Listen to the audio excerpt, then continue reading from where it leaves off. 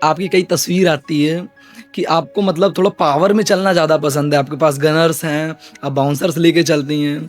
इसके पीछे क्या कहानी है? इसके पीछे कहानी है कि मेरे ऊपर 3-3 बार अटेम्प्ट टू मर्डर 3-3 बार मेरे ऊपर हमला हुआ। मेरी गाड़ियों की परखच्चे उड़ा दिए गए। मुझे ऐसा लगता है कि गरीब के घर के बच्चे के लिए राजनीति नहीं बनी है। शायद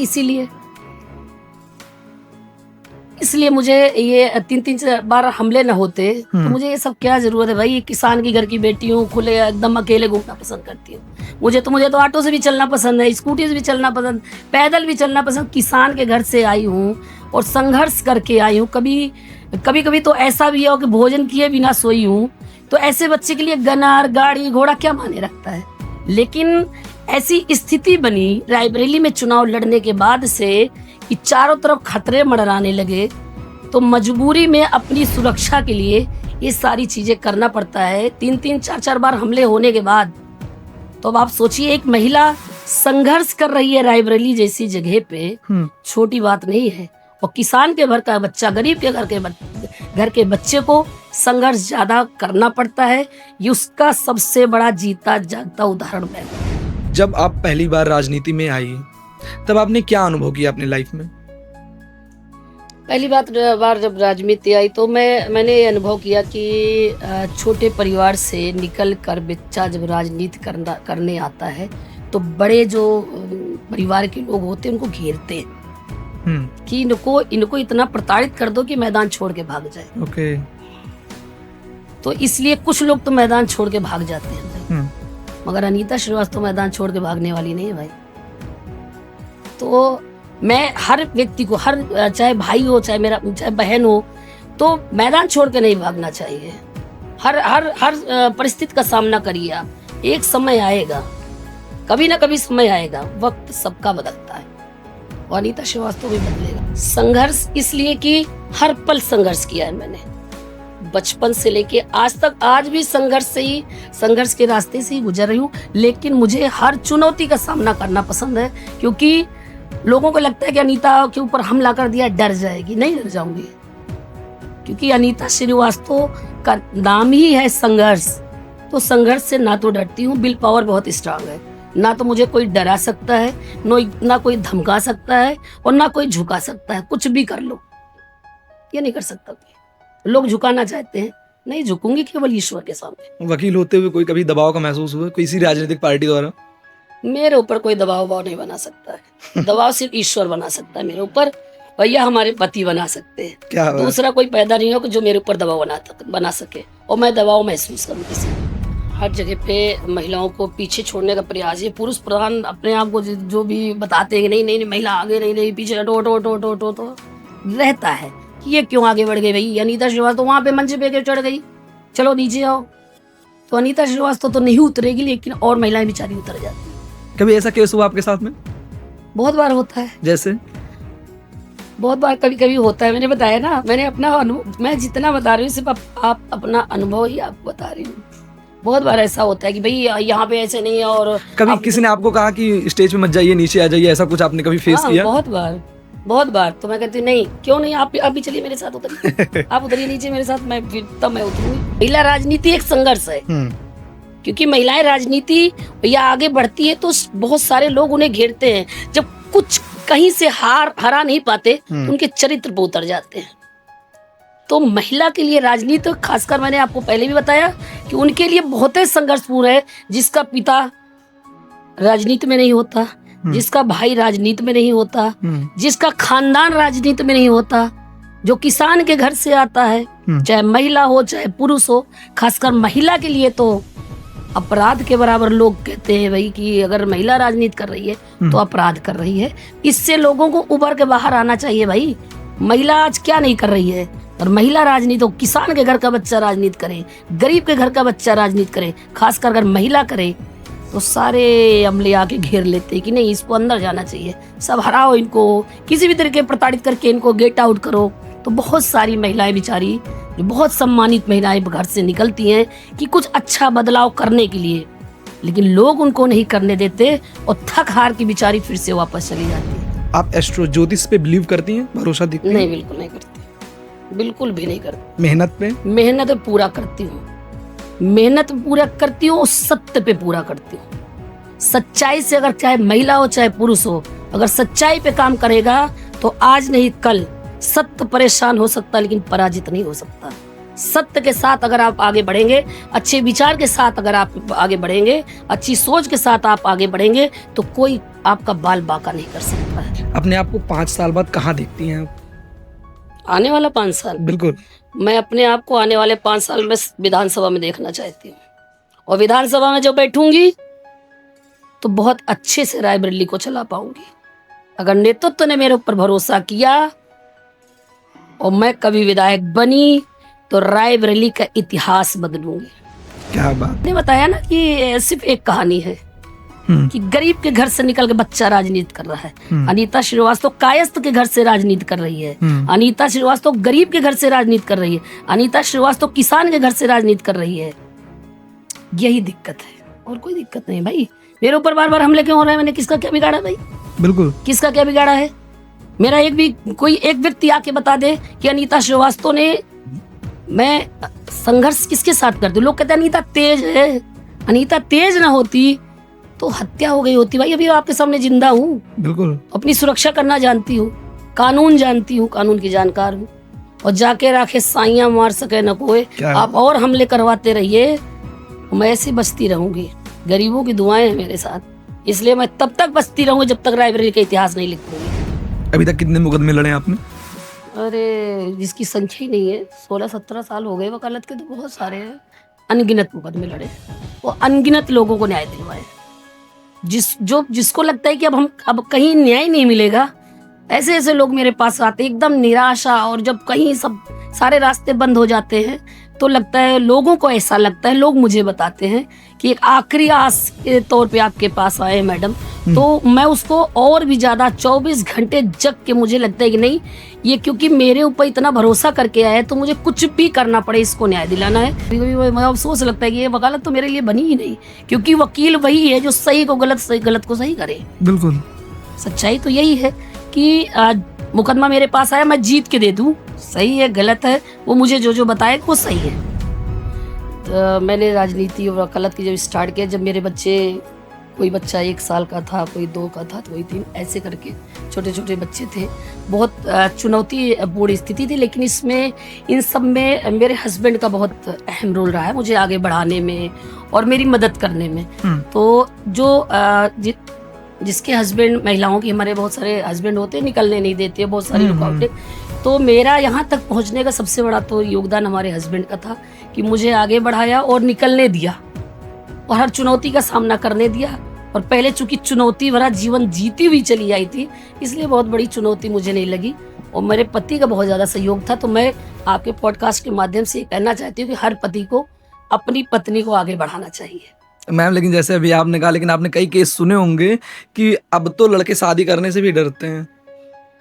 बहुत सारे ऐसे केस हुए हैं, अब चाहे ड्रम से रिलेटेड ले लीजिए। अच्छा, ये भी तो देखिए, कभी ये भी तो देखिए, बहुत पहले क्या हुआ करता था, हमारी महिलाओं को किस तरीके से मिट्टी के तेल डाल के जला दिया जाता। कितने पुरुषों ने महिलाओं के साथ अत्याचार किया, तब किसी ने नहीं कहा। 1-2 महिलाओं ने अगर गलत किया तो वो पूरा एकदम पूरा इतिहास भूगोल बन गया है। लेकिन वो समय भी तो याद करिए जब महिलाओं के साथ आए दिन महिलाएं जला दी जाती थी, कभी दहेज के लिए, कभी खाना अच्छा नहीं बनाया तो उसके लिए। तो 1-2 चीज, अगर 1-2 ये उदाहरण आ ही गए तो उसको कानून देख रहा है, सब न्यायालय में सबके मामले चल रहे हैं भाई।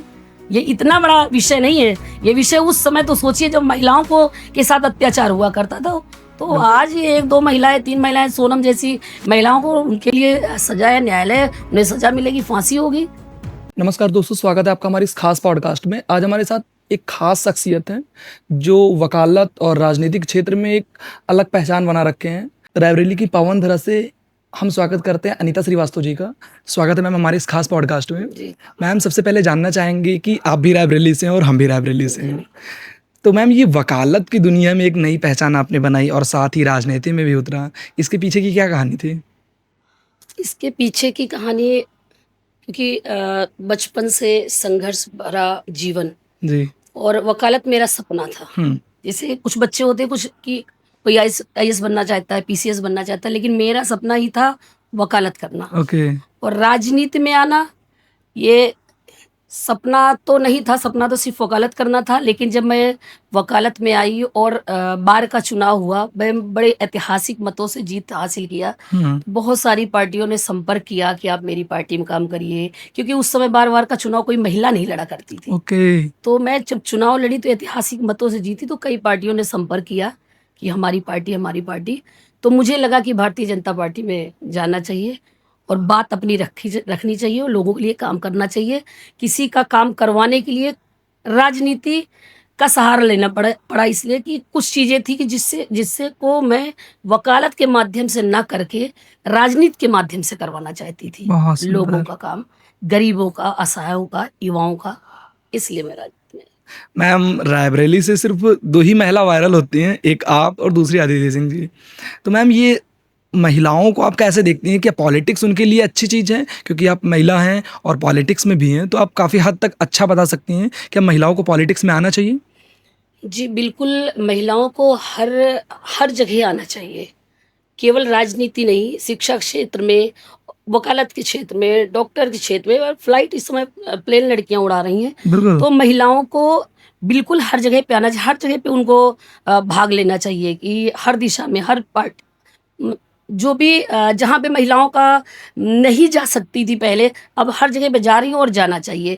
मैम, जानना चाहेंगे कि जैसे क्या राजनीति में आना महिलाओं के लिए ज़्यादा चैलेंजिंग है कंपैरेटिव मेल के लिए?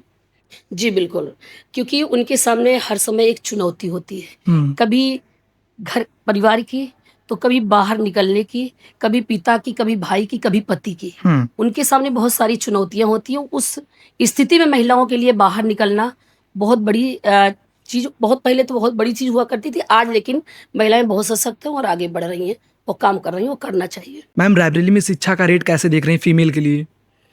नहीं, अब तो काफ़ी हद तक ठीक है। भारतीय जनता पार्टी की सरकार जब से आई है, शिक्षा में सुधार हुआ है और रायबरेली में बहुत सारे बहुत अच्छे-अच्छे स्कूल खुल गए हैं और हमारा रायबरेली काफ़ी आगे और ज़िलों की अपेक्षा हमारा रायबरेली काफ़ी ग्रोथ कर रहा है हर दिशा में। मैम, जानना चाहेंगे कि जैसे आपने अभी बताया भारतीय जनता पार्टी में शिक्षा सुधार हुई है, लेकिन भारतीय जनता पार्टी में ही कितने सारे मामले ऐसे सामने आए, जैसे पेपर लीक का मामला है, एसएससी का मामला सामने आ रहा है, इस पे क्या कहना है?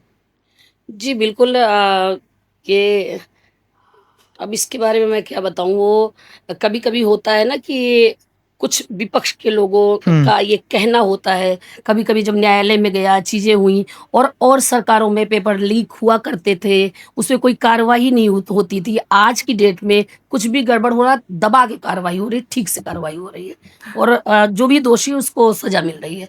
बहुत पहले भी सरकारें हुआ करती थी, लेकिन वो पेपर लीक हो या कोई क्राइम हो तो उसमें सज़ा नहीं मिल पाती। तो भारतीय जनता पार्टी के सरकार में सज़ा तो कम से कम मिल ही रही है मैम और ये बचपन दुर्भाग्यपूर्ण है पेपर लीक होना बच्चों बिल्कुल। का। मैम, जानना चाहेंगे कि बचपन की स्कूल की कोई एक ऐसी याद जो आप मिस कर रही हों? जी, देखिए बचपन तो हमारा बहुत संघर्षपूर्ण रहा है क्योंकि पिताजी की 8 साल की उम्र में मृत्यु हो जाना और हुँ, फिर हमारे सब छोटे भाई-बहन थे और कोई परिवार में और कोई परिवार चलाने वाले ना होना और तो बहुत सारे इतने संघर्ष थे कि बचपन में की बस एक याद है कि मेरी एक फ्रेंड थी वंदना सिंह, वो मेरे लिए काफ़ी कुछ किया भी करती थी और चूँकि इतना संघर्ष रहा है सारे भाई-बहन को पढ़ाना, लिखाना और मेरी मम्मी आंगनबाड़ी में काम करती, तो बहुत संघर्षपूर्ण हमारा बचपना बीता है। मैम, जैसा कि मैंने जो अपने रिसर्च में पाया कि आपके पिताजी किसान थे, जी, बिल्कुल। आपका फैमिली बैकग्राउंड कोई ऐसा नहीं था पॉलिटिक्स वाला और ना ही कोई वकालत के क्षेत्र में था। तो आपने ये कहाँ से प्रेरणा पाई वकालत के क्षेत्र में आने के लिए?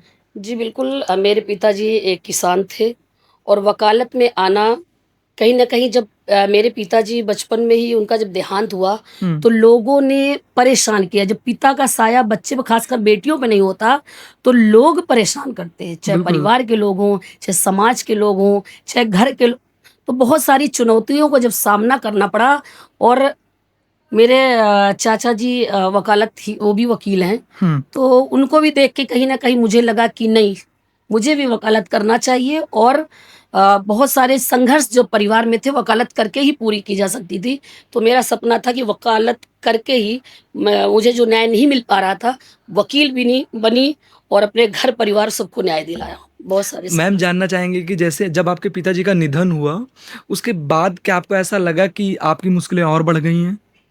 जी बिल्कुल, अब 8 साल के बच्चे का पिता का जब साया सर से जाएगा, उस समय मैं जीजीआईसी में पढ़ती थी। पिताजी जब देहांत हुआ तो फ़ीस की भी दिक्कतें आईं। तो हमारे यहाँ एक प्रिंसिपल हुआ करती थी, उस समय उन्होंने मेरी 12th तक फ़ीस उन्होंने भरी। ओके। जी बिल्कुल। तो उसके बाद फिर बीए करना, एलएलबी करना, फिर अपने भाइयों को भी पढ़ाना, लिखाना, शादी करना, तो बहुत सारी चीज़ें थी और आज अगर संघर्ष ना होता तो शायद अनीता श्रीवास्तव ना होती। क्या बात है! मैम जानना चाहेंगे कि जब आपने चुनाव जीता था, उसके बाद आपने कैसा फ़ील किया अपने आप को? क्या ऐसा लगा कि अब संघर्ष की दुनिया से थोड़ा आगे बढ़ गए हैं हम? नहीं, वो चुनाव जीतना बार में एक हमारे लिए बहुत बड़ी चीज़ थी और मैंने बहुत कुछ सीखा हुँ। और वकील होने पे मुझे गर्व है। और मुझे ऐसा लगता है अगर मुझसे कोई अगर पूछता है, कोई बेटी या बेटा या भाई या बहन कुछ पूछता है, तो मैं सबको सलाह देती हूँ भाई वकालत करो। लोग कहते हैं अरे वकालत अच्छी चीज़ नहीं है, लेकिन मैम मैं वकालत क्या सिखाता है? वकालत न्याय पाना और न्याय दिलाना दोनों सिखाता है। क्या कभी ऐसा आपने देखा कि वकील होने के बावजूद ऐसे कई केस आए जिसमें न्याय ना हुआ हो? जी बिल्कुल, बहुत सारी सामने चुनौतियाँ आती हैं। कभी-कभी हमें लगता है कि नहीं इसमें और ये सुधार होना चाहिए था। तो कभी-कभी लगता है कि हाँ, कुछ और सुधार होना चाहिए कानून में, मैम जिससे हम त्वरित न्याय दिला पाएँ। बिल्कुल। क्योंकि संघर्ष हमारी महिलाएँ आती हैं, कभी-कभी मुझे रोना आ जाता है, कभी-कभी मुझे लगता है कि इसके साथ ये होना चाहिए, लेकिन वो नहीं हो पाता, वो न्याय नहीं दिला पाते। तो लगता है कि नहीं कहीं न कहीं लिंगर होता है मुकदमे में, तब कष्ट होता है कि इस महिला को अभी न्याय मिलना चाहिए था, लेकिन अभी नहीं मिला।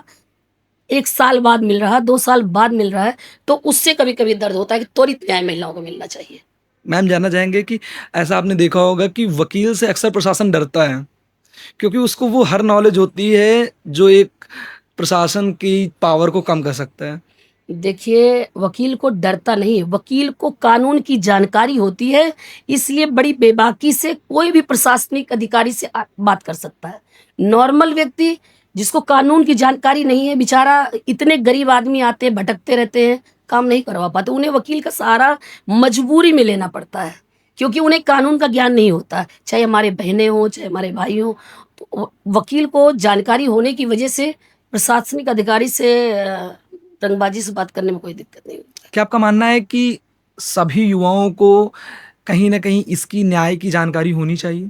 बिल्कुल, न्याय की जानकारी युवाओं को और बहनों को हमारी बिल्कुल होना चाहिए और न्याय की जानकारी तो अब तो ख़ैर बच्चे पढ़ने लगे हैं ज़्यादा, काफ़ी शिक्षा का हमारा बढ़ रहा है, तो लगभग सबको जानकारी होती है, लेकिन वकालत में ज़्यादा जानकारी होती है, ये सही है। हर जो जो जिस क्षेत्र में होता है उसको ज़्यादा जानकारी होती है। आप इंजीनियरिंग कर रहे हो, मुझे इंजीनियरिंग के बारे में जानकारी नहीं होगी ना। अब हुँ। डॉक्टर अगर बच्चा कर रहा है तो उसको डॉक्टर के बारे में मुझे जानकारी, तो हर का अपना-अपना क्षेत्र है। तो अगर बच्चा पढ़ लिख रहा है तो कानून की जानकारी, हर बच्चा किताब पढ़ रहा है, सबको जानकारी है। बहुत सारे अब इतनी टेक्नोलॉजी आगे बढ़ गई है, मोबाइल है, चीज़ें, तो सबको जानकारी है कानून। पसंदीदा बुक कौन-सी है आपकी? बस कभी-कभी स्वामी विवेकानंद जी को पढ़ते हैं, कभी पहले तो टाइम नहीं मिलता, इतने सारे उसमें फँसी हुई हूँ मैं कि बहुत ज़्यादा वक़्त नहीं मिलता, लेकिन कभी पढ़ती हूँ तो विवेकानंद जी को पढ़ना चाहती हूँ। मैम फैमिली को और फिर अपने काम-काज को कैसे बैलेंस करती हैं?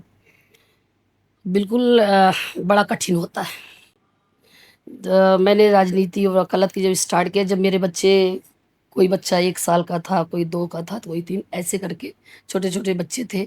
बहुत चुनौतीपूर्ण स्थिति थी, लेकिन इन सब में मेरे हस्बैंड का बहुत अहम रोल रहा है मुझे आगे बढ़ाने में और मेरी मदद करने में। हुँ। तो जो जिसके हस्बैंड, महिलाओं की हमारे बहुत सारे हस्बैंड होते हैं, निकलने नहीं देते, बहुत सारी हुँ, हुँ। रुकावटें। तो मेरा यहाँ तक पहुँचने का सबसे बड़ा तो योगदान हमारे हस्बैंड का था कि मुझे आगे बढ़ाया और निकलने दिया और हर चुनौती का सामना करने दिया और पहले चूंकि चुनौती भरा जीवन जीती हुई चली आई थी, इसलिए बहुत बड़ी चुनौती मुझे नहीं लगी और मेरे पति का बहुत ज़्यादा सहयोग था। तो मैं आपके पॉडकास्ट के माध्यम से ये कहना चाहती हूँ कि हर पति को अपनी पत्नी को आगे बढ़ाना चाहिए। मैम लेकिन जैसे अभी आपने कहा, लेकिन आपने कई केस सुने होंगे कि अब तो लड़के शादी करने से भी डरते हैं। बहुत सारे ऐसे केस हुए हैं, अब चाहे ड्रम से रिलेटेड ले अच्छा, लीजिए। ये भी तो देखिए, कभी ये भी तो देखिए, बहुत पहले क्या हुआ करता था, हमारी महिलाओं को किस तरीके से मिट्टी के तेल डाल के जला दिया जाता। कितने पुरुषों ने महिलाओं के साथ अत्याचार किया, तब किसी ने नहीं कहा। एक दो महिलाओं ने अगर गलत किया तो वो पूरा एकदम पूरा इतिहास भूगोल बन गया है। लेकिन वो समय भी तो याद करिए जब महिलाओं के साथ आए दिन महिलाएं जला दी जाती थी, कभी दहेज के लिए, कभी खाना अच्छा नहीं बनाया तो उसके लिए। तो एक दो चीज, अगर एक दो ये उदाहरण आ ही गए तो उसको कानून देख रहा है, सब न्यायालय में सबके मामले चल रहे हैं भाई। ये इतना बड़ा विषय नहीं है। ये विषय उस समय तो सोचिए जब महिलाओं को के साथ अत्याचार हुआ करता था। तो आज ये एक दो महिलाएं, तीन महिलाएं, सोनम जैसी महिलाओं को, उनके लिए सजा है, न्यायालय, उन्हें सजा मिलेगी, फांसी होगी। न्यायालय है तो सजा मिलनी है, चाहे पुरुष हो मैला हो। लेकिन महिला ने कर दिया, बहुत बड़ा गुनाह किया, लेकिन पति जो गुनाह किया करते थे उनके एवज में कम है। मैम जानना चाहेंगे कि आपकी कई तस्वीर आती है कि आपको मतलब थोड़ा पावर में चलना ज़्यादा पसंद है, आपके पास गनर्स हैं, आप बाउंसर्स लेके चलती हैं, इसके पीछे क्या कहानी है? इसके पीछे कहानी है कि मेरे ऊपर 3-3 बार अटेम्प्ट टू मर्डर, 3-3 बार मेरे ऊपर हमला हुआ, मेरी गाड़ियों की परखच्चे उड़ा दिए गए। मुझे ऐसा लगता है कि गरीब के घर के बच्चे के लिए राजनीति नहीं बनी है, शायद इसलिए मुझे ये 3-3 बार हमले न होते तो मुझे ये सब क्या जरूरत है भाई। ये किसान की घर की बेटी हूँ, खुले एकदम अकेले घूमना पसंद करती हूँ। मुझे तो ऑटो से भी चलना पसंद है, स्कूटी से भी चलना पसंद, पैदल भी चलना पसंद। किसान के घर से आई हूँ और संघर्ष करके आई हूँ। कभी तो ऐसा भी हो कि भोजन किए बिना सोई हूँ। तो ऐसे बच्चे के लिए गनर, गाड़ी घोड़ा क्या मायने रखता है। लेकिन ऐसी स्थिति बनी रायबरेली में चुनाव लड़ने के बाद से कि चारों तरफ खतरे मंडराने लगे, तो मजबूरी में अपनी सुरक्षा के लिए ये सारी चीजें करना पड़ता है। 3-3, 4-4 बार हमले होने के बाद तो अब आप सोचिए, एक महिला संघर्ष कर रही है रायबरेली जैसी जगह पे, छोटी बात नहीं है। और किसान के घर का बच्चा, गरीब के घर के बच्चे को संघर्ष ज्यादा करना पड़ता है। ये उसका सबसे बड़ा जीता जागता उदाहरण मैं हूँ। अगर आपसे कोई कुछ सीखना चाहे तो वो कौन सी लाइन होगी? संघर्ष इसलिए कि हर पल संघर्ष किया है मैंने, बचपन से लेके आज तक। आज भी संघर्ष के रास्ते से ही गुजर रही हूँ। लेकिन मुझे हर चुनौती का सामना करना पसंद है, क्योंकि लोगों को लगता है कि अनीता के ऊपर हमला कर दिया डर जाएगी। नहीं डर जाऊंगी, क्योंकि अनीता श्रीवास्तव का नाम ही है संघर्ष। तो संघर्ष से ना तो डरती हूँ, विल पावर बहुत स्ट्रांग है। ना तो मुझे कोई डरा सकता है, ना कोई धमका सकता है, और ना कोई झुका सकता है। कुछ भी कर लो, ये नहीं कर सकता कोई। लोग झुकाना चाहते हैं, नहीं झुकूंगी, केवल ईश्वर के सामने। वकील होते हुए कोई कभी दबाव का महसूस हुआ किसी राजनीतिक पार्टी द्वारा? मेरे ऊपर कोई दबाव नहीं बना सकता है। दबाव सिर्फ ईश्वर बना सकता है मेरे ऊपर, और या हमारे पति बना सकते हैं। क्या दूसरा कोई पैदा नहीं हो कि जो मेरे ऊपर दबाव बना सके और मैं दबाव महसूस करूं किसी का। आपने सैकड़ों महिलाओं की हेल्प किया है, कोई ऐसी कहानी है जो आज आप साझा करना चाहेंगी? जी बिल्कुल। एक करीब 2 साल पहले एक मेरे पास एक 376 का मामला आया। ओके। लड़की हिंदू थी और लड़का मोमडन था। लड़की की उम्र 15 साल थी और भागती हुई मेरे पास कोर्ट मैरिज कराने के लिए आई। उसी जिसके साथ भागी हुई थी उसी के साथ कोर्ट मैरिज कराने आई। ओके। तो मैंने देखा कि ये 15 साल की है और ये लड़का मुमडन है, जबरदस्ती इसको भगा लाया है। लड़की की एज क्या थी? लड़की की एज 15 साल थी। लड़के की एज? लड़के की एज थी करीब 25 साल। ओके। तो मैंने सोचा कि अब वकील हूँ, फीस तो लेती हूँ परिवार चलाने के लिए, भाई थोड़ा बहुत समाज सेवा करती हूँ, लेकिन उतना जरूर लेती हूँ जिससे मेरा परिवार थोड़ा बहुत चल जाए। तो वो मेरे पास आई, कहा कि ये मेरा कोर्ट मैरिज करा दीजिए। मैंने कहा अच्छा ठीक है, मैं इतना फीस दूंगी। फीस भी उसने लंबी चौड़ी बताई कि मैं बताया उसके हस्बैंड ने कि मैं दूंगा इतना। मैंने कहा ठीक है। उम्र देखा और वो देखा, हमने कहा अरे यार इसके साथ तो गलत हो रहा है, लड़की की एज इतनी ज़्यादा कम है। फिर लड़की से मैंने उसका पता पूछा कि इसके मम्मी पापा किस क्या स्टोरी, कुछ लड़के से पूछा जो लेके भागा हुआ था। फिर मैंने थाना भदोकर, भदोकर की लड़की थी, मैंने उस थाना भदोकर को फ़ोन किया, उसको बिना बताए हुए, और उस कि ये आपके मैं आपकी हेल्प कर रही हूँ, आप तो नहीं ढूँढ पाए, उसके माता-पिता परेशान हैं और मैं ये मेरे पास बैठी हुई है। अब चूँकि वकालत में भी प्रोफ़ेशन में अपने गद्दारी नहीं करनी चाहिए, लेकिन ये पहली मेरी गद्दारी थी।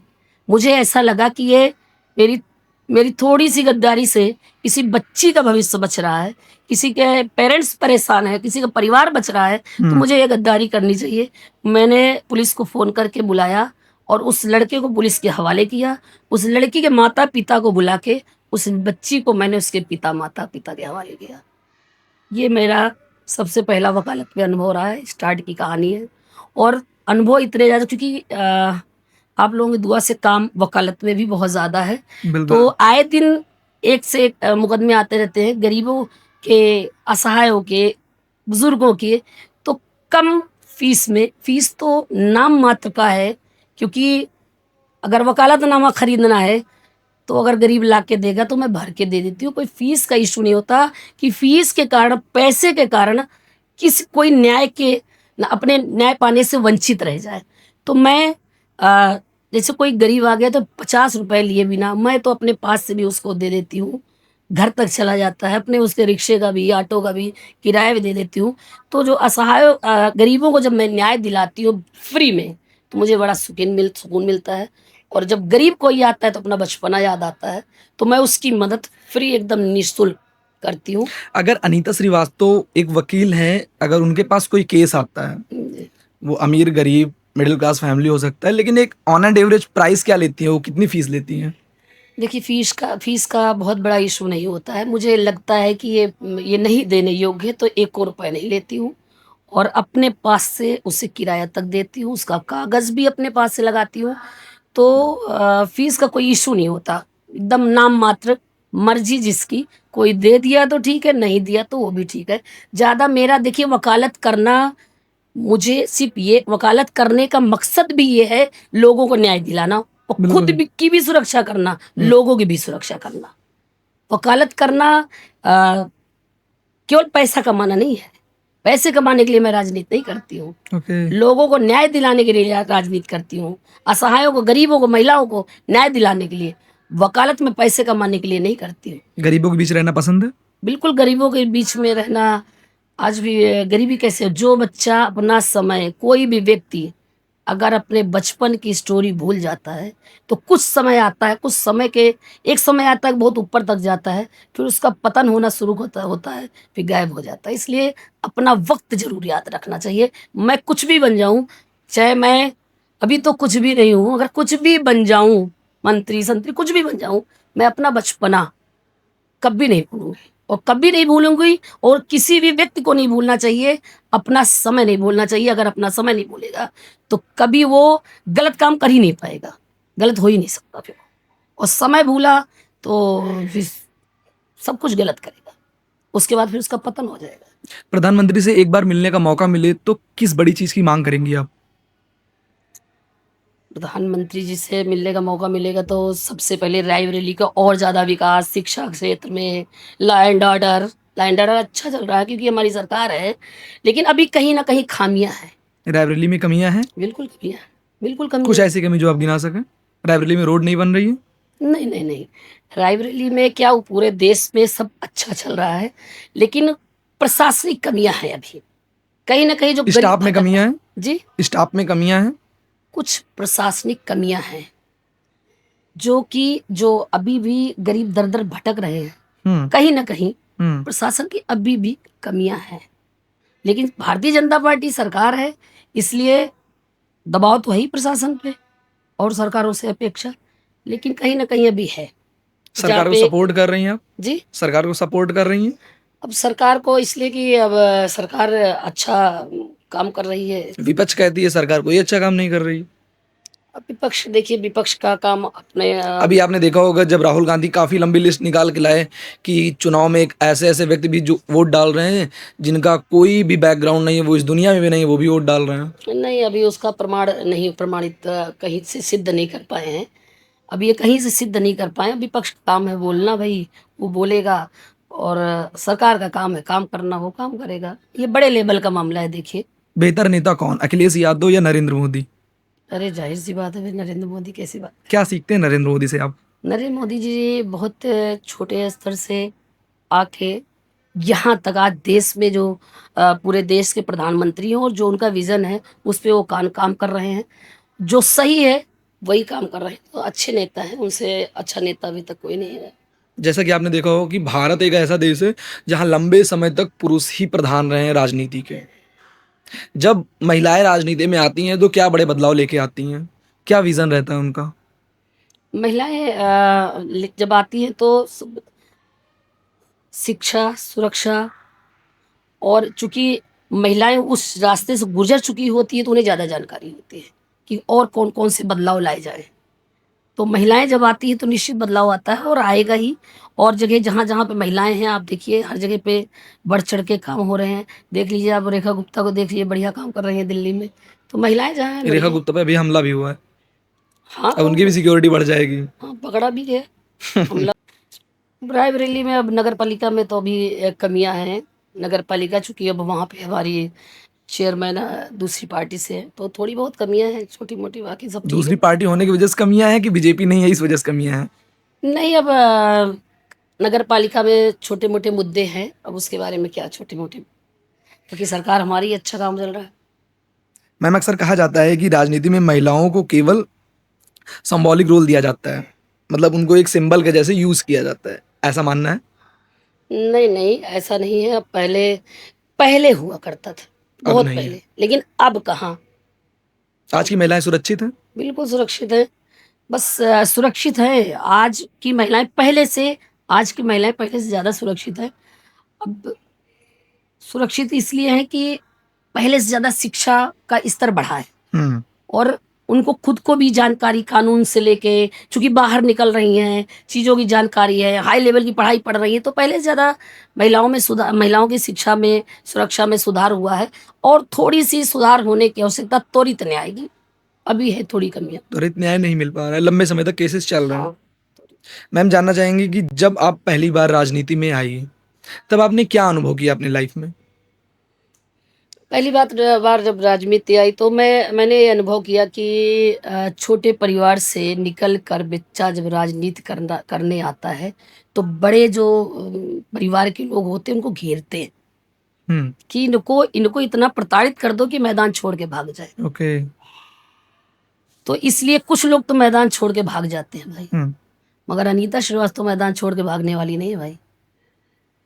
तो मैं हर व्यक्ति को, हर चाहे भाई हो, चाहे बहन हो, तो मैदान छोड़ के नहीं भागना चाहिए। हर हर हर परिस्थिति का सामना करिए आप। एक समय आएगा, कभी ना कभी समय आएगा, वक्त सबका बदलता है, और अनीता श्रीवास्तव भी बदलेगा। अगर अनीता श्रीवास्तव प्रधानमंत्री बनती हैं तो देश के लिए सबसे पहले कौन से नियम लागू करेंगी? सबसे पहले तो शिक्षा, सुरक्षा, और सब जगह पे। अब कैमरे हर जगह पे हैं, लेकिन बहुत जगह पे नहीं है। जैसे मेरे ऊपर, मुझे याद आ गया, मेरे ऊपर जब हमला हुआ तो वो अस्पताल है, सरकारी अस्पताल, आप जानते हो ना, हॉस्पिटल, वहां पे कैमरा नहीं था। ओके। कैमरा अगर होता तो हमलावर तुरंत पकड़े जाते। हमलावर पकड़े नहीं गए। तो सबसे याद वाली तो अपनी खुद की कहानी है कि हर जगह पे चप्पे चप्पे पे कैमरा होना चाहिए, चप्पे चप्पे पे। तो महिलाओं के लिए, भाइयों के लिए भी है, लेकिन महिलाएं सुरक्षा के लिए सबसे पहला कि हर जगह जगह पे, चौराहे चौराहे नहीं, एकदम नुक्कड़ नुक्कड़ पे कैमरे होने चाहिए। चील की आंखें बना देंगी आप? जी, चील की आंखें बनवा रही हैं? जी बिल्कुल। जानना चाहेंगे कि जब भविष्य में अगर संसद में कोई आरक्षण लागू होता है तो सबसे बड़ा फायदा महिलाओं को क्या होगा? सबसे ज्यादा फायदा होगा कि जैसे कोई भी चुनाव में महिलाओं का के लिए उतने ज्यादा टिकट्स, सबसे पहले तो फायदा राजनीति में होगा। भाई टिकट्स नहीं मिल पाते हैं, आरक्षण नहीं है, तो पुरुष पुरुष प्रधान देश अभी भी कहीं ना कहीं है भाई।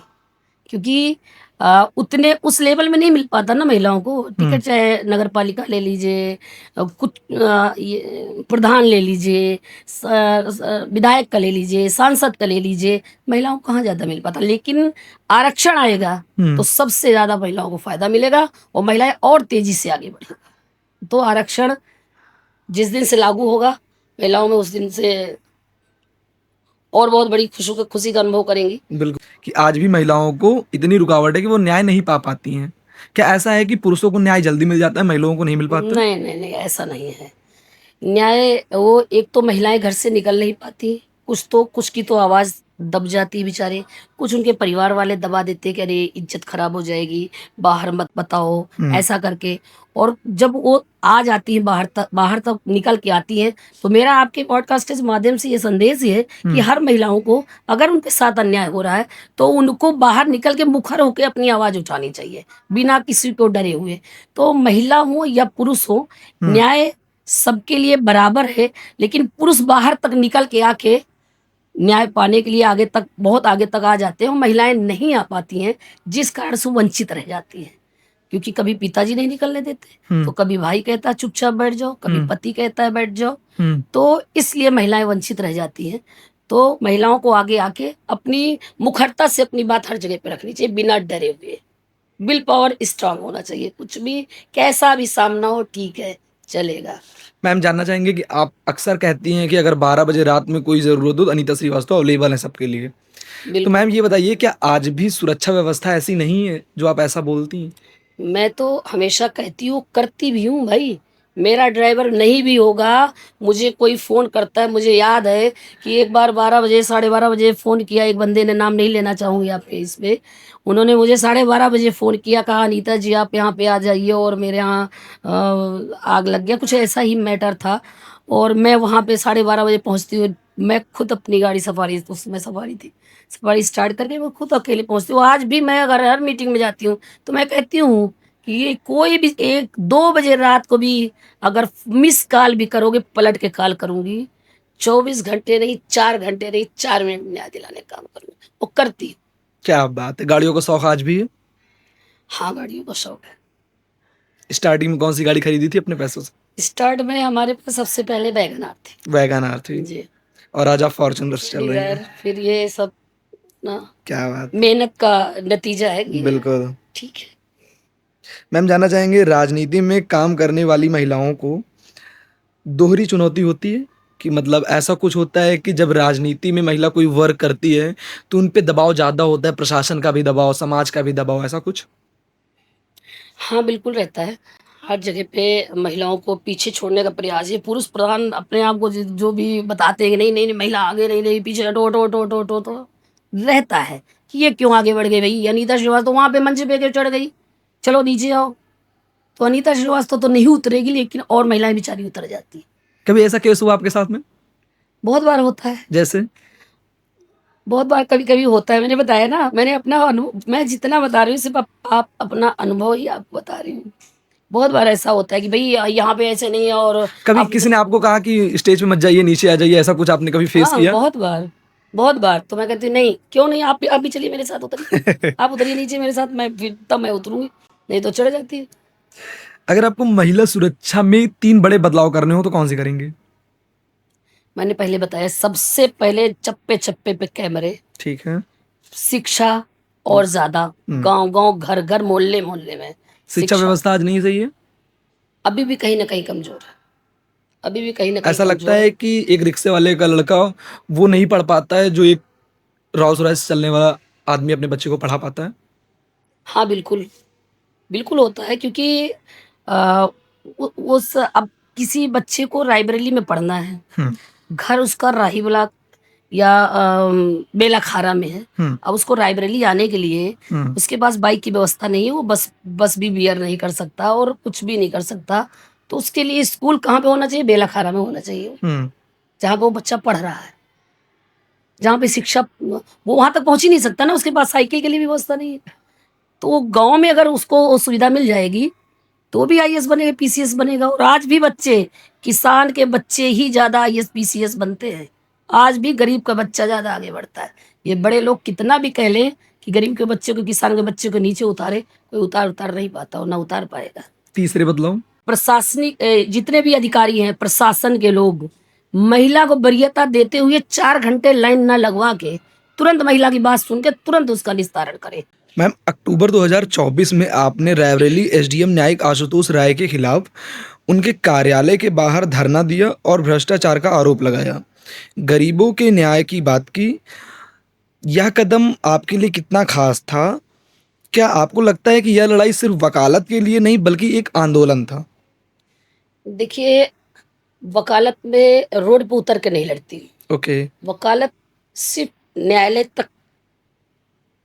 तक लड़ती हूँ लड़ाई, और राजनीति के तहत रोड पे उतर के संघर्ष करती हूँ। कभी कभी जब होता है कि एक मेरे पास एक बुजुर्ग आए, उन्होंने मुझे बताई अपनी परेशानी। मुझे लगा कि इसके साथ अन्याय हो रहा है, तो न्याय दिलाने के लिए मैंने ये संघर्ष किया। मुझे लगा कि ये व्यक्ति एकदम सही है और इसके लिए लड़ना चाहिए, तो मैंने रोड पे उतर के संघर्ष किया। और मुझे जब जब लगता है कि ये संघर्ष करना चाहिए, ये व्यक्ति के लिए लड़ना चाहिए, और मैं लड़ती हूँ। मैम, ये आशुतोष राय जी की क्या कहानी थी? अब देखिए, मैं अब चूंकि वो यहाँ पे नहीं है, उनका ट्रांसफ़र हो गया है, तो मैं इस टॉपिक पे बहुत ज़्यादा बात नहीं करना चाहती, क्योंकि मुझे उस समय लगा, उस समय की परिस्थिति लगी मुझे कि इसके साथ न्याय नहीं हुआ, उसके लिए मैंने लड़ाई लड़ी, मुझे सफलता मिली, उस व्यक्ति को न्याय मिला। अब वो हमारे ज़िले में नहीं है, कहाँ है, मैं उनके बारे में जानकारी भी नहीं करना चाहूँगी और करना भी नहीं चाहिए, क्योंकि वो मेरी व्यक्तिगत उनसे कोई लड़ाई नहीं थी। ये लड़ाई सिर्फ न्याय की थी, जनता की थी, गरीब की थी, वो मैं करती रहती हूँ। संघर्ष सिर्फ गरीबों के लिए रोड पे उतर के करती हूँ, जहाँ मुझे लगता है, मुझे लगता है मैं पता करवा के कि इसके साथ अन्याय हो रहा है, तो मैं रोड पे उतर के संघर्ष करती हूँ। फिर और न्यायालय में जहाँ मुझे लगता है कि ये न्याय के थ्रू काम होगा, तो मैं न्यायालय में संघर्ष नहीं करना पड़ता। न्यायालय में अपनी बात रखनी होती है और जज को जजमेंट सुनाना होता है, वहाँ पे संघर्ष नहीं होता, वहाँ पे अपनी बात रखनी होती है।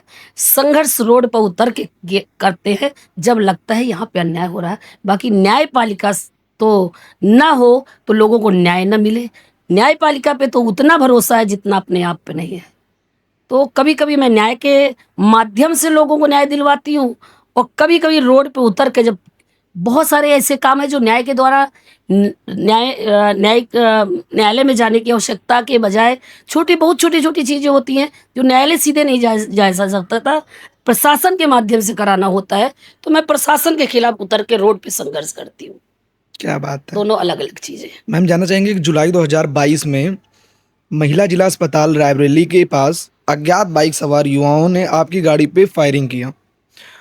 उस दौरान पुलिस प्रशासन क्या कोई वर्क नहीं किया? क्या पुलिस प्रशासन द्वारा कोई कार्यवाही नहीं की गई उन पे?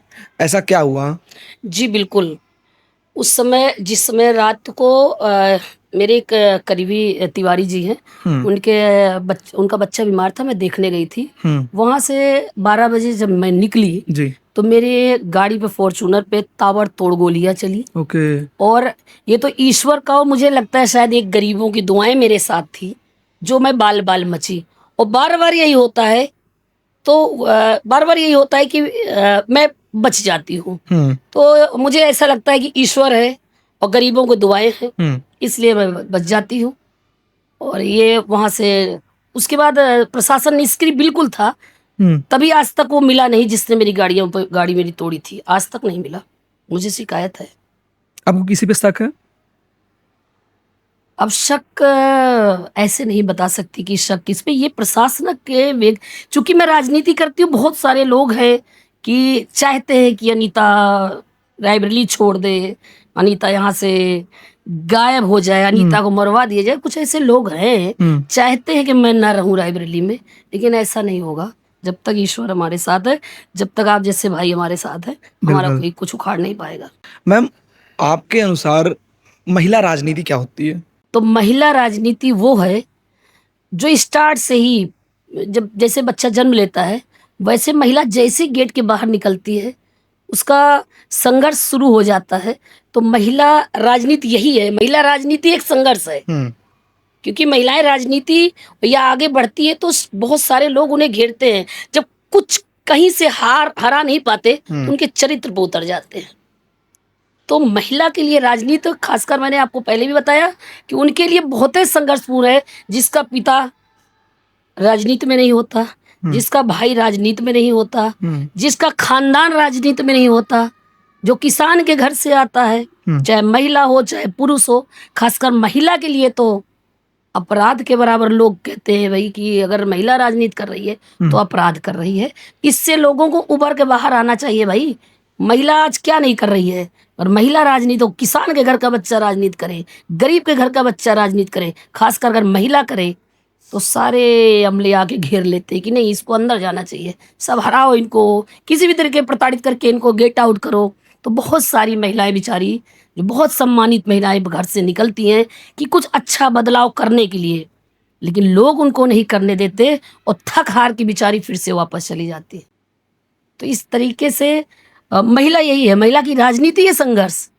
स्टार्ट कहाँ कर पाती है राजनीति की भाई, पढ़ाई करने के लिए निकलती है लड़कियां, तो उसमें इतने सारे व्यवधान। अब आज तो माता पिता सबके शिक्षित हैं, बिल्कुल किसी की सुने बिना, किसी की परवाह किए बिना अपनी बेटियों को बाहर निकाल रहे हैं। लेकिन राजनीति में निकालने के लिए आज भी माता पिता भाई बहन डरते हैं, नहीं निकलने देते हैं। आपको घूमना पसंद है?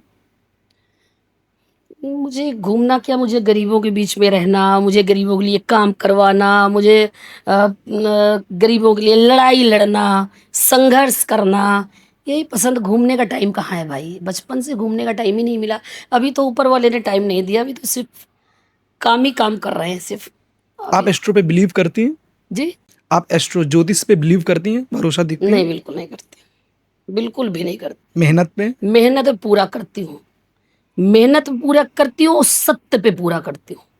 सच्चाई से, अगर चाहे महिला हो चाहे पुरुष हो, अगर सच्चाई पे काम करेगा तो आज नहीं कल सत्य परेशान हो सकता लेकिन पराजित नहीं हो सकता। सत्य के साथ अगर आप आगे बढ़ेंगे, अच्छे विचार के साथ अगर आप आगे बढ़ेंगे, अच्छी सोच के साथ आप आगे बढ़ेंगे तो कोई आपका बाल बांका नहीं कर सकता है। कोई भी लक नाम की कितना कोई चीज बड़ी होती है? शक्तिशाली व्यक्ति क्यों ना हो। मैम, लक नाम की कोई चीज होती है?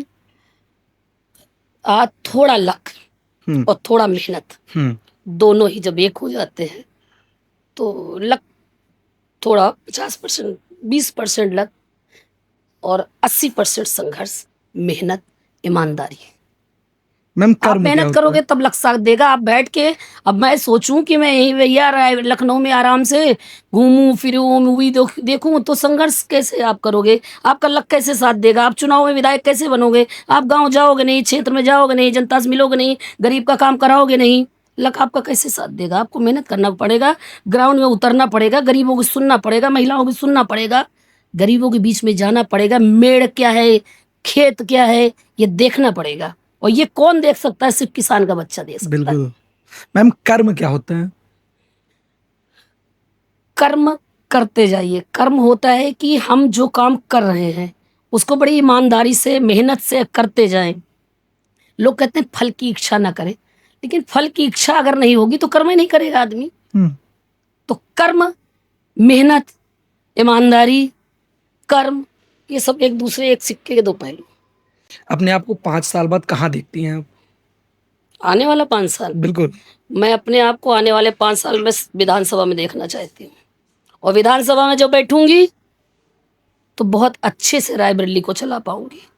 अगर नेतृत्व ने मेरे ऊपर भरोसा किया और मैं कभी विधायक बनी तो रायबरेली का इतिहास बदलूंगी। क्या बात! इतिहास लिखूंगी और बदलूंगी भी। जब तिलक समारोह में आपके ऊपर डंडों और धमकियों के साथ हमला हुआ, जान का जोखिम भी हुआ आपके साथ, इसके पीछे की क्या कहानी थी? अब मेरा तो कभी भी कोई भी समय, शादी समारोह में जैसे 2-2 बजे तक वापस आना होता है घर से, तो समय ही नहीं होता है कि हम कब वापस आ रहे हैं। अब लोग, मैंने बताया ना कि सिर्फ एक कहानी है कि गरीब के घर से निकल के बच्चा राजनीति कर रहा है। अनीता श्रीवास्तव कायस्थ के घर से राजनीति कर रही है। अनीता श्रीवास्तव गरीब के घर से राजनीति कर रही है। अनीता श्रीवास्तव किसान के घर से राजनीति कर रही है। यही दिक्कत है, और कोई दिक्कत नहीं भाई। मेरे ऊपर बार बार हमले क्यों हो रहे हैं? मैंने किसका क्या बिगाड़ा भाई? बिल्कुल। किसका क्या बिगाड़ा है? मेरा कोई एक व्यक्ति आके बता दे कि अनीता श्रीवास्तव ने, मैं संघर्ष किसके साथ करती हूँ। लोग कहते हैं अनीता तेज है, अनीता तेज ना होती तो हत्या हो गई होती। भाई अभी आपके सामने जिंदा हूँ, बिल्कुल। अपनी सुरक्षा करना जानती हूँ, कानून जानती हूँ, कानून की जानकार हूँ। और जाके राखे साइयां मार सके न कोई, आप और हमले करवाते रहिए, मैं ऐसी बचती रहूंगी। गरीबों की दुआएं हैं मेरे साथ, इसलिए मैं तब तक बचती रहूंगी जब तक रायबरेली का इतिहास नहीं लिख दूंगी। प्रेमानंद जी के बारे में क्या विजन है आपका, क्या मानते हो उनकी बातों को? प्रेमानंद जी को मैं सुनती हूँ बहुत। मैं बहुत ज़्यादा लोगों पे, मैंने बताया ना कि भरोसा नहीं करती लोगों की बातों पे, लेकिन प्रेमानंद जी महाराज को मैं सुनती हूँ। अभी अभी उनका वीडियो जो महिलाओं में बड़ा विवाद चल रहा था कि छोटे कपड़ों पे लेके, तो मैं प्रेमानंद जी के बातों से कहीं ना कहीं थोड़ा सा सहमति हूँ कि उसके लिए पेरेंट्स थोड़ा सा जागरूक, इतना जागरूक ना हो जाए कि अपनी बेटी को, अपनी बहन को, इतने छोटे, अभी हमारा देश इतना नहीं आगे बढ़ा है भाई। हमारा देश अभी भी रूढ़वादिता को थोड़ा बहुत छूना, जीना भी चाहिए रूढ़वादिता को। अगर हम अपनी पुरानी चीज़ों को, अपनी परंपरा को, अपने बुजुर्गों की चीज़ों को भूल जाएंगे तो फिर ये सारी ये जो हमारी घर की बच्चियां हैं, ये छोटे कपड़ों के लिए हमारे प्रेमानंद जी, मैं बहुत ज़्यादा सहमति हूँ। हमारे उसके लिए पेरेंट्स को थोड़ा सा अपने बच्चों पे थोड़ा सा कंट्रोल करना चाहिए। अब मैं इस पे नहीं बोलूँगी, नहीं तो बहुत सारी गालियाँ पड़ने लगी, हमारी बहनें हमें गाली देने लगेंगी भाई। लेकिन थोड़ा सा कहीं ना कहीं आधी रात को, 12 बजे रात को, 1 बजे रात को आप इतने छोटे कपड़े पहन के निकलोगे तो कहीं ना कहीं भाई समाज डिस्टर्ब। हाँ, समाज डिस्टर्ब। और हमारे जो भाई हैं उनको भी थोड़ा, उनके माता पिता, अपने बेटों को भी संस्कार ये देना चाहिए, शिक्षाएं देनी चाहिए कि भाई सब बहनें हैं, सब बहनें हैं, सब बहन, जैसे कि हम लोगों को बहुत पहले सिखाया जाता था। तो थोड़ा सा इंस्टाग्राम पे बहुत रील्स छोटे कभी कपड़े देखती कटे फटों को अवॉइड करना चाहिए हमारी बेटियों को। हैं? इंस्टाग्राम पे रील्स देखती हैं? हाँ, देखती हूँ, थोड़ा बहुत टाइम मिलता है तो। पसंदीदा फिल्म कौन सी है आपकी? फिल्म तो देखने का टाइम नहीं है भाई। कभी कोई एक ऐसी मूवी देखी हो जिससे इंस्पायर हुई हो? अभी लेटेस्ट कोई देखा था, वो आया था भगत सिंह। अच्छा, भगत सिंह। बाकी तो समय नहीं है फिल्म देखने का, क्योंकि मेरी दिनचर्या सुबह 5 बजे शुरू होती है, बल्कि 4:30 बजे से शुरू होती है, रात 2 बजे समाप्त होती है। और रात 2-2:30 बजे भी किसी का फोन आ गया तो भी अनीता श्रीवास्तव तो चल देती है। खाने में क्या पसंद है? खाने में जो भी मिल जाए, गांव की चीज़ें ज़्यादा पसंद है। चूल्हे की रोटी, दाल, गांव की चीज़ें। स्वाद ही अलग होता है, चूल्हे की रोटी, दाल, हाँ चावल। चोखा बाटी खाई है? हाँ, चोखा बाटी बहुत पसंद है भाई, बिल्कुल। मैम, जानना चाहेंगे कि खाली समय में आप अपने आप को कैसे देखती हैं? खाली समय में आपको अपने फ्रेंड्स के साथ, अपने फैमिली के साथ बैठना पसंद है या कुछ ऐसा करना पसंद है? नहीं, खाली समय में तो पहली चीज़ तो समय ही नहीं मिलता, लेकिन जब खाली समय होता है तो मैं अपने बच्चों के साथ थोड़ा समय व्यतीत करना चाहती हूँ, जब बच्चे होते हैं साथ में तो। और नहीं तो जब खाली समय होता है तो मुझे लगता है कि ये इस फाइल में क्या करना है, कल बहस करना है, तो इस वाले मुकदमे में कैसे पढ़ाई करके, कैसे तैयारी करके जाऊँ कि इस मुकदमे में मैं जीत हासिल करके अगले को न्याय दिला पाऊँ। अभी तक कितने मुकदमे लड़े आपने? अरे, जिसकी संख्या ही नहीं है, 16-17 साल हो गए वकालत के, तो बहुत सारे हैं। अनगिनत मुकदमे लड़े, वो अनगिनत लोगों को न्याय दिलवाए। जिसको लगता है कि अब कहीं न्याय नहीं मिलेगा, ऐसे ऐसे लोग मेरे पास आते हैं एकदम निराशा। और जब कहीं सब सारे रास्ते बंद हो जाते हैं तो लगता है, लोगों को ऐसा लगता है, लोग मुझे बताते हैं कि एक आखिरी आस के तौर पे आपके पास आए हैं मैडम। तो मैं उसको और भी ज़्यादा 24 घंटे जग के, मुझे लगता है कि नहीं, ये क्योंकि मेरे ऊपर इतना भरोसा करके आया है तो मुझे कुछ भी करना पड़े, इसको न्याय दिलाना है। चाहे 24 घंटे जगना पड़े, चाहे 48 घंटे, और न्याय दिला के रहती हूँ। ये मेरा दावा है कि मैं न्याय दिला कर रहती हूँ, सच्चाई के लिए लड़ती हूँ। अब ये नहीं कि कोई मर्डर करके चला आए, कहे अनीता जी, आप मैडम जी न्याय दिलाइए, नहीं। अगर मुझे ये पता चल जाता है कि ये व्यक्ति गलत है तो मैं मुकदमा नहीं लड़ पाती हूँ, बिल्कुल। लड़ ही नहीं पाती हूँ। कभी कभी मुझे लगता है कि शायद ये वकालत मेरे लिए है ही नहीं है क्या।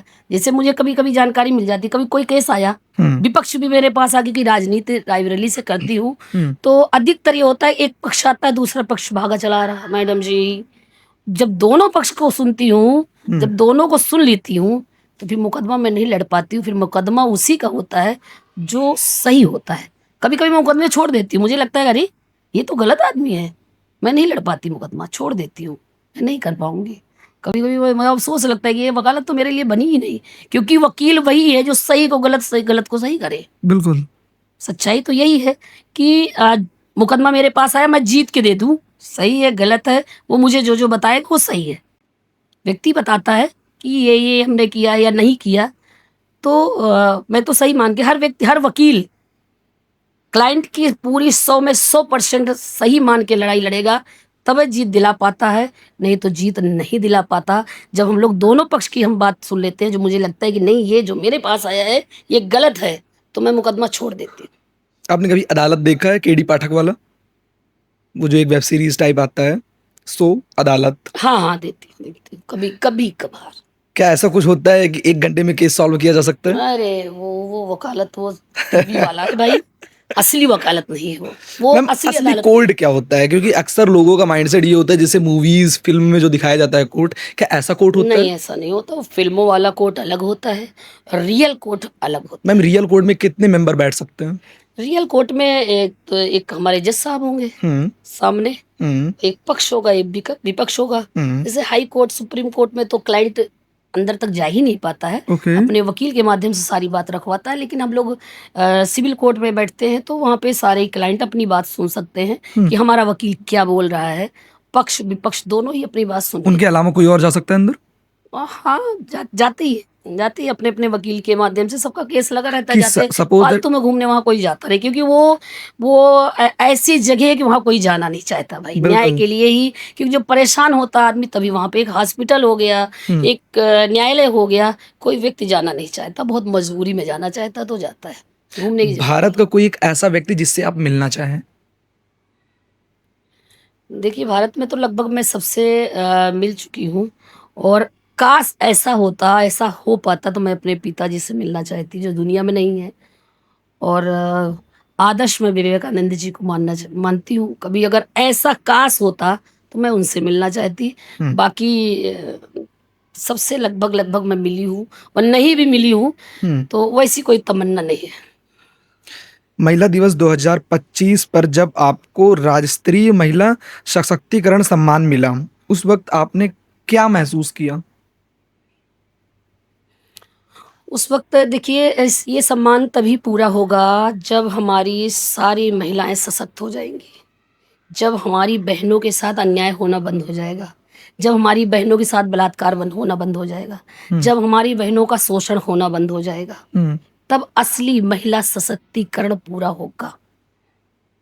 अभी ठीक है, सरकार जो भी सरकार रहती है हमारी, है जो भी सरकार रहती है, तो सशक्तिकरण महिलाओं का के लिए ये दिवस बना है कि महिलाएं और आगे बढ़ें और सोचें, और उनके साथ वो जो अपने आप को बड़ा डर महसूस करती हैं, तो इसीलिए लोगों को सम्मानित किया जाता है कि लोग इनको देख के और प्रोत्साहित होकर, इनसे प्रभावित होकर आगे बढ़े। तो वो अभी उतना मायने नहीं है। भारतीय जनता पार्टी क्यों ज्वाइन किया आपने? भारतीय जनता पार्टी इसलिए ज्वाइन किया कि मुझे लगा कि यहाँ महिलाएं काम कर सकती हैं, अपनी बात रख सकती हैं, और उस समय मुझे यही सही लगा कि ये भारतीय जनता पार्टी अच्छा काम कर रही है। और बहुत पार्टियां आई थी उस समय, लेकिन मुझे लगा कि भारतीय जनता पार्टी अच्छा काम कर रही है देश हित में, महिलाओं के हित में, युवाओं के हित में, तो मैंने भारतीय जनता पार्टी ज्वाइन किया। रायबरेली में महिलाओं के लिए कोई विकास करना हो तो वो कौन से कार्य होंगे? सबसे पहले शिक्षा। रायबरेली में महिलाओं को शिक्षा नहीं मिल रही? शिक्षा मिल रही है, उस जिस हिसाब से मिलनी चाहिए उस हिसाब से नहीं मिल रही है। लड़कियां अभी भी गांव से शहर नहीं आ पा रही। एजुकेशन सिस्टम बेकार है?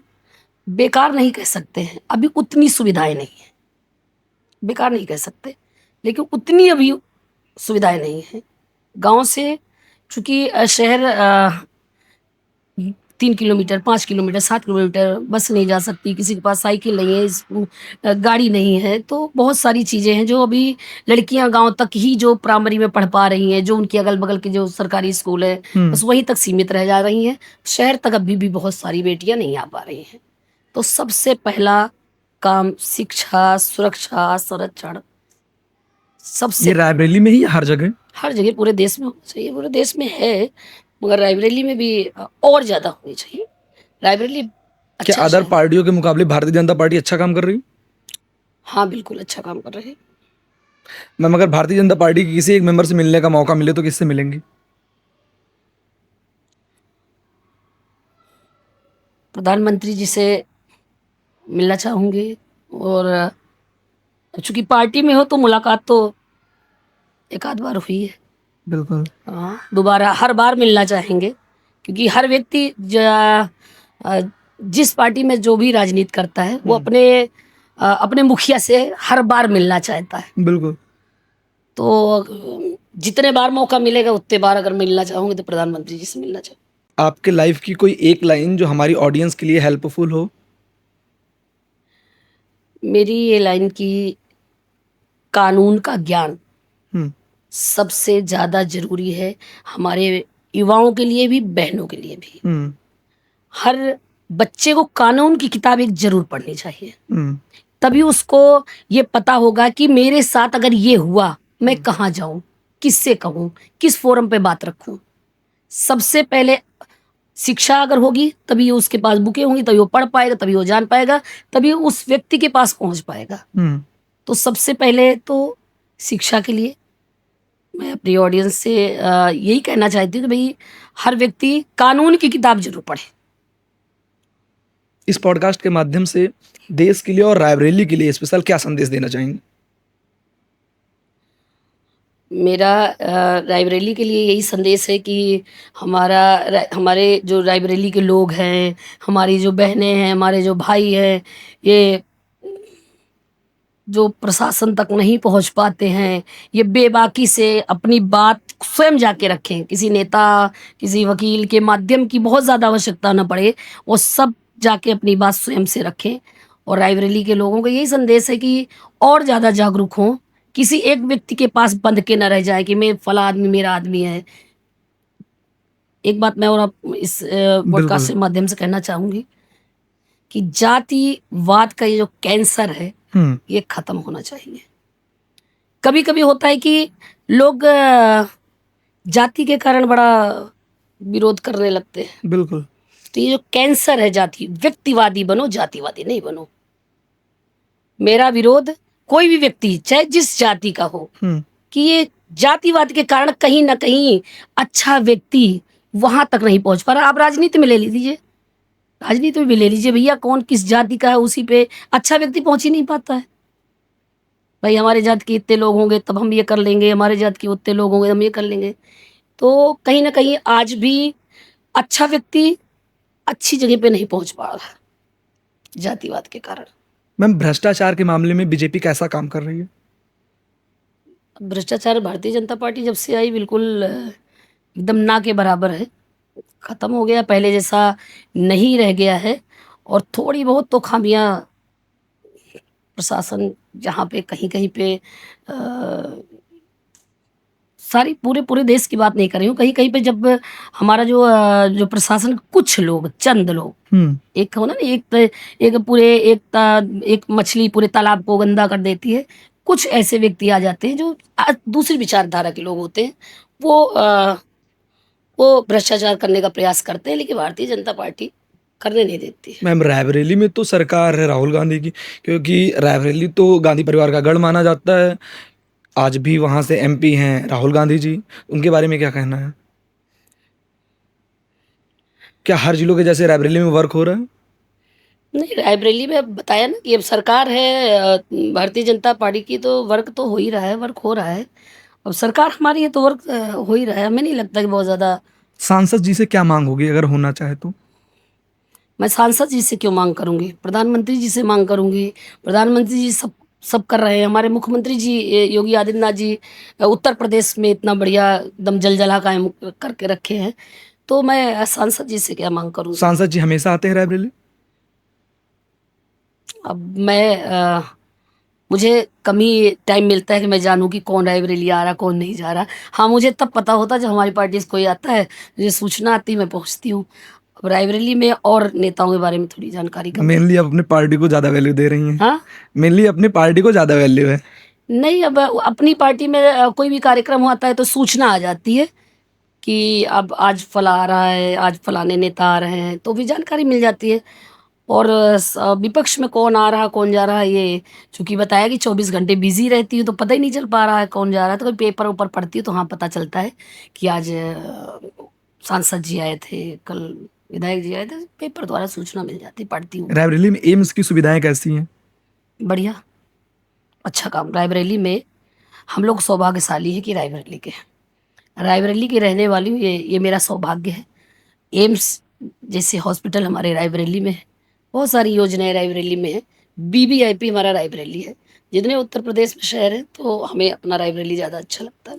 अनीता जी, बहुत बहुत धन्यवाद हमारे इस खास पॉडकास्ट का हिस्सा बनने के लिए। आपने इतना कीमती समय हमें दिया। फिर मिलते हैं एक नया पॉडकास्ट का, तब तक के लिए थैंक यू सो मच। जी आशुतोष जी, आपको बहुत बहुत धन्यवाद।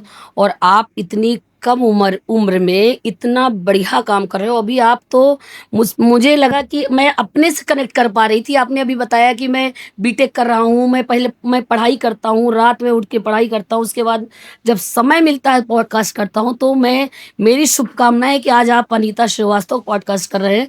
मेरी शुभकामनाएं है कि कल आप बैठ के कभी प्रधानमंत्री जी का करें, कभी हमारे मुख्यमंत्री योगी आदित्यनाथ जी का करें, और बहुत सारे बड़े बड़े नेताओं का पॉडकास्ट करें। मेरी शुभकामनाएं हैं, क्योंकि आप हमारे जनपद से हो और इतनी कम उम्र के बच्चे की तरह आप मेरे बैठे हो सामने, तो बहुत आगे जाओगे, मेरी शुभकामनाएं हैं। और बहुत संघर्षशील बच्चे दिख रहे हो और आने वाला समय आपका बहुत ज़बरदस्त होगा। मेरी शुभकामनाएं हैं।